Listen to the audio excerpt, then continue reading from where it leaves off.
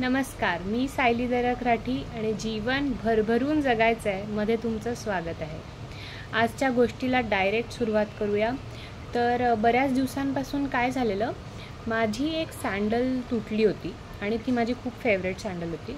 तर मी ती एका चांभाराकडे दुरुस्ती करण्यासाठी दिली होती। बऱ्याच दिवसांपासून ती त्याच्याकडेच पडून होती आणि मला काही लक्षात नव्हतं की माझी सँडल कुठे आहे।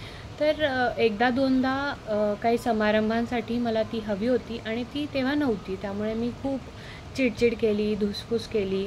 मग महिन्याभरानंतर मला लक्षात आलं की माझी सँडल माझ्याकडे नाही आहे आणि मी त्या चांभाराकडे ती दिलेली आहे। तर मी मग शांतपणे त्याचा वेट करायला लागले की त्याचा फोन येईल की दुरुस्त झालेली आहे आणि तुम्ही घेऊन जा।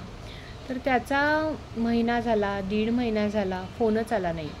मग शेवटी आज सकाळी मी असं ठरवलं की मला ती सँडल परत हवी आहे आणि मी स्वतः त्या चांभाराच्या दुकानात जाणार, त्याला जाब विचारणार आणि त्याच्याकडनं माझी सँडल जशी आहे त्या परिस्थितीत परत घेऊन येणार।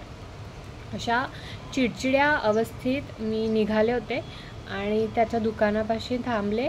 अरे दुकान तर चालू आहे म्हणलं, मग हा देत का नाही आहे। मग मी आत गेले, त्याला विचारलं की अरे माझी सँडल किती दिवसांपासून तुझ्याकडे पडली आहे, तू फोन का नाही केलास।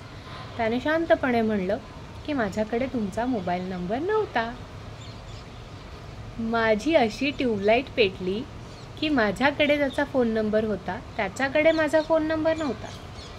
मग मी त्याला कॉन्टॅक्ट करून विचारलं पाहिजे, मी त्याच्या दुकानात जाऊन माझी चप्पल, माझी सँडल घेऊन आली पाहिजे आणि त्याच्याऐवजी मीच 2 महिन्यांपासून धुसफूस करते की हा माणूस आपल्याला आपली सँडल परत का नाही करत आहे।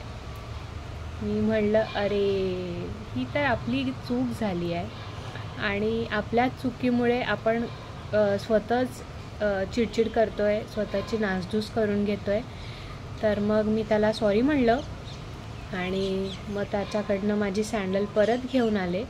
So moral of the story is की आपल्याला वाटत असतं की समोरच्याची चूक आहे, पण कधी कधी चूक आपलीच असते। तर ती मान्य करून घ्यायची आणि धुसफुसत बसण्यापेक्षा ॲक्शन घ्यायची।